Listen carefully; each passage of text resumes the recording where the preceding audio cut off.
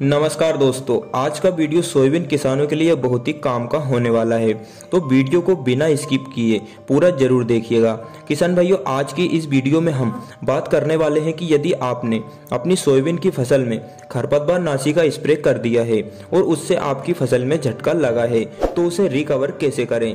साथ ही हम आगे आने वाले टाइम में हमारी फसल के अंदर कौन कौन से कीट लगने वाले हैं और कौन से कीट के ऊपर कौन सा इंसेक्टिसाइड, कौन सा कीटनाशक सबसे ज्यादा प्रभावशाली है, इसके बारे में भी हम बात करेंगे। और साथ ही हम बात करेंगे कि अपनी सोयाबीन की फसल को बारिश से कैसे बचाएं, क्योंकि अभी के समय सबसे ज्यादा प्रभावित फसल को बारिश नहीं कर रखा है। इसी के साथ हम बात करेंगे कि जब आपकी फसल 20, 25 या फिर 30 दिन की हो जाए तो आप उसमें कौन सी फंगिसाइड का स्प्रे करें। तो किसान भाइयों, इन सभी विषयों पर विस्तार में जानकारी लेकर मैं रिक्की दांगी हाजिर हूँ एमपी किसान पुत्र यूट्यूब चैनल पर। जो किसान भाई चैनल पर नए आए हों और चैनल को अभी तक सब्सक्राइब नहीं किया है तो चैनल को सब्सक्राइब जरूर कर लें। किसान भाइयों, वैसे तो आप सभी ने अभी के समय अपनी फसल में खरपतवार नाशक का स्प्रे कर दिया होगा, पर यदि आपने अभी तक खरपतवार नाशक का स्प्रे नहीं किया है और आपके खेत में चौड़ी एवं सकरी पत्ती के खरपतवार हैं, तो आप क्रिस्टल कंपनी के अमोरा या फिर सिजेंटा के फिजिफ्लेक्स खरपतवार नाशक का स्प्रे कर सकते हैं। ये चौड़ी एवं सकरी पत्ती दोनों ही प्रकार के खरपतवार को बहुत ही अच्छी तरह से नियंत्रित कर लेते हैं। पर यदि आपने पहले से ही खरपतवार नाशक दवाई का स्प्रे कर दिया है और आपकी फसल में खरपतवार नाशक दवा के स्प्रे से झटका लगा है, आपकी फसल अच्छे से ग्रोथ नहीं कर रही है, तो अब आप उसमें NPK 19-19-19 का स्प्रे फूल आने से पहले कर दें। इससे आपकी फसल की रुकी हुई ग्रोथ फिर से बढ़ने लगेगी और आपकी फसल हरी भरी हो जाएगी, फसल लहलहाने लगेगी। किसान भाइयों, अब बात करते हैं मेन समस्या की, जो कि आगे आपकी फसल में आने वाली है। वो है कि आपकी फसल में बीमारियां कौन कौन सी लगेंगी और उन बीमारियों को कंट्रोल कैसे करें। तो किसान भाइयों, इस टाइम पर आपने अपनी फसलों में देखा होगा कि दो प्रकार के कीट आपको अपनी फसलों में दिखाई दे रहे होंगे। एक तो चूसने वाले और चबाने वाले।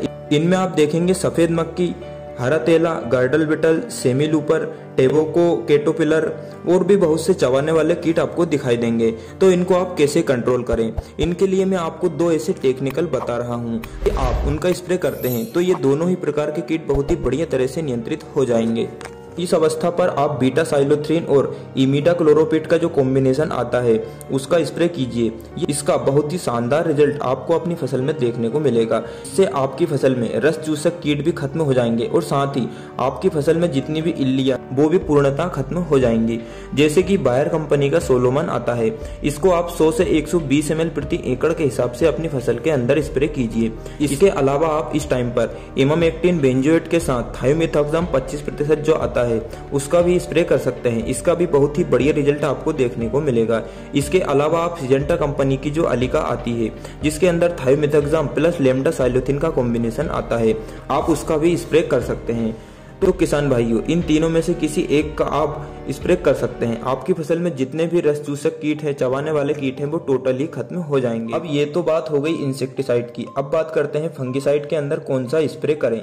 जब हमारी फसल 25 से 30 दिन की हो जाती है तो हमारी फसल के अंदर लगातार ग्रोथ होगी तो उनके पत्ते आपस में मिल जाएंगे और साथ ही अभी बारिश भी बहुत अधिक हो रही है तो उससे हमारी फसल के अंदर फंगस जनित बीमारियां बहुत ही अधिक बनेंगी और कई क्षेत्रों में तो अभी अधिक बारिश होने के कारण तना गलन एवं जड़ गलन जैसी समस्या भी देखने को मिल रही है। तो इनसे आपकी फसल को बचाने के लिए एक तो आप प्रोपिकोनाजोल जो कि टिल्ट के नाम से आता है या फिर टूबुकोनाजोल जो कि फोलियर के नाम से आता है, इनमें से किसी एक प्रोडक्ट को लेकर सोलोमन या फिर अलिका किसी भी एक कीटनाशक के साथ में एक फंगिसाइड का स्प्रे कीजिए।